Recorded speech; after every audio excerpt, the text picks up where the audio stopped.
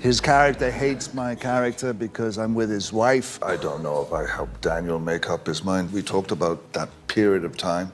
So go do it. If you got it, run with it. 47 seconds. That's roughly how long it took for Pierce Brosnan's second act as James Bond to end. Not in a boardroom, not face-to-face, but over the phone, while he sat in a borrowed house in the Bahamas. It's a strange way to lose the role that defined your career twice over. But Brosnan's relationship with James Bond was never simple. It was won, lost, delayed for nearly a decade, won again, and then taken away with a courtesy so brief it stunned him. This is the real documented story of that journey. Not rumor, not studio gossip, but what Brosnan himself, his biographers, and the people who worked alongside him have said on the record. The first loss came in 1986, and it wasn't a rejection of Brosnan at all. It was terrible timing dressed up as fate. He was the star of NBC's Remington Steele, playing a con man posing as a private detective, and the show had made him a household name. According to Britannica's biography of the actor, Brosnan had already crossed paths with Bond producer Albert Cubby, Broccoli years earlier, on the set of For Your Eyes Only, where his first wife, actress Cassandra Harris, had a role. Broccoli was reportedly impressed enough to say, according to accounts republished by the Remington Steele fan wiki, that if Brosnan could act, the part of Bond was his. By 1986, Roger Moore had stepped down, Remington Steele had just been cancelled after 4 seasons, and the timing seemed to align perfectly. Brosnan auditioned, screen-tested, and by most accounts of the period was the clear frontrunner. Then NBC did something no one anticipated. As TV Line detailed in its retrospective on the casting saga, ratings for Remington Steele spiked during summer reruns once word got out that its star might become the next 007, and the network, sensing a windfall, reversed the cancellation and renewed the show. Brosnan was still under contract. Broccoli, according to the Medium retrospective on the Living Daylights, was blunt about what came next, reportedly saying that James Bond would not be Remington Steele, and Remington Steele would not be James Bond. With Brosnan locked into his NBC deal, the production turned to an actor who had actually been on Broccoli's shortlist since the late 1960s, Timothy Dalton. According to the official James Bond production history published at 007.com, Dalton had first been approached about the role around the time Sean Connery was preparing to leave it, and had turned it down at the time because he felt too young. By 1986, with more experience and, in Broccoli's own words as quoted in that same account, more poise, experience and self-assurance, Dalton was ready.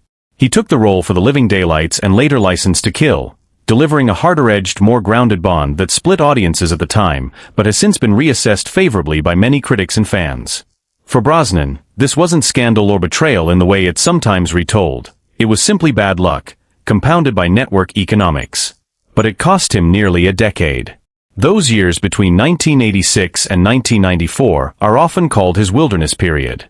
He continued working steadily in television and film, and all the while, the Bond role that had once felt within reach remained, in his own later description of the experience, unfinished business.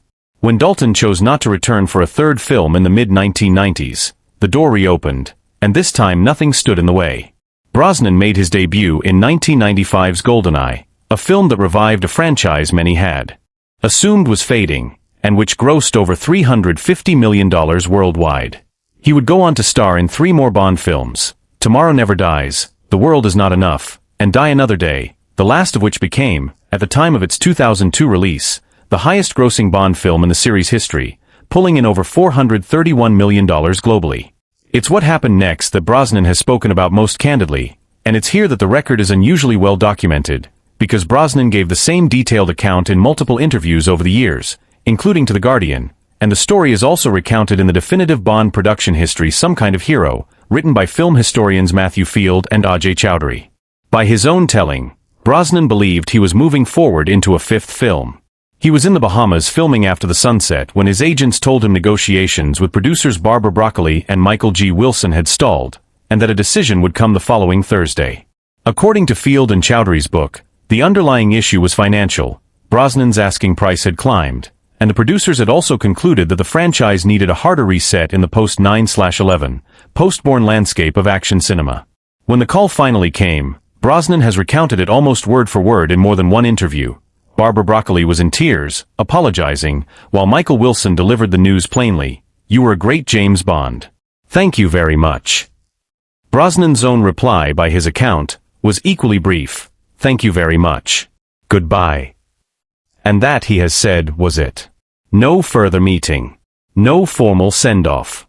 Just a short, difficult phone call that ended a 9-year run. Brosnan has described the moment as utterly shocking, and has used the phrase kicked to the curb more than once in interviews reflecting on it. The professional fallout was real and well documented. His asking price as an actor reportedly dropped sharply in its aftermath, and for a period he found himself in the position many departing Bonds have faced, closely associated with a single iconic role, and harder for studios to imagine in anything else. He rebuilt from there methodically, earning a Golden Globe nomination for 2005's The Matador, a performance that deliberately subverted his suave image, and later finding acclaim in Roman Polanski's The Ghostwriter. He has continued working steadily since, including a turn as Dr. Fate in Black Adam. What's notable, and what separates the documented record from the more sensational tellings of this story, is how measured Brosnan has actually been about Daniel Craig, the actor who succeeded him. He has never publicly disparaged Craig's performance as Bond and has, at points, praised the direction Craig took the character. When asked years later by The Guardian how he now felt about losing the role, a 67-year-old Brosnan gave an answer far more reflective than bitter. There's no regret. I do not let regret come into my world. It just leads to more misery and more regrets. That's not the language of a man nursing a grudge across 2 decades. It's the language of someone who has made peace with a business that by its nature, moves on from even its biggest stars. There's also a warmer, lesser-known footnote to Brosnan's post-Bond years that rarely makes it into the more dramatic retellings of his career, his time filming Mamma Mia. In 2008. Far from being a battleground, it was, by the accounts of those who were actually there, a genuinely joyful shoot.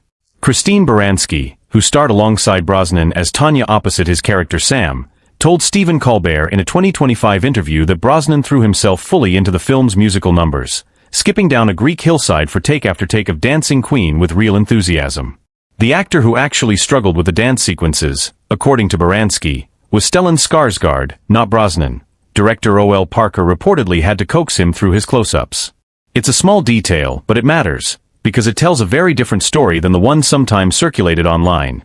Not an actor at war with a difficult set, but one of the more good-humored game participants in it. What emerges from the verified record isn't a story about a man defined by hatred toward the actors who came before or after him. It's a more human story about timing, about an industry that can be extraordinarily kind and extraordinarily cold within the same career, and about how a role as singular as James Bond can shape a life whether you're waiting nearly a decade to play it or losing it in less than a minute on a phone call.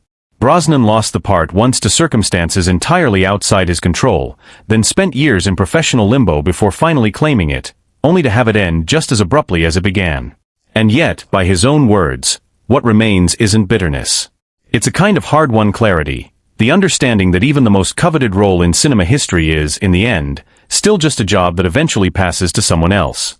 That perspective, delivered plainly and without self-pity, may be the truest thing Brosnan has ever said about Bond, and it's a far more compelling story than any invented rivalry could be.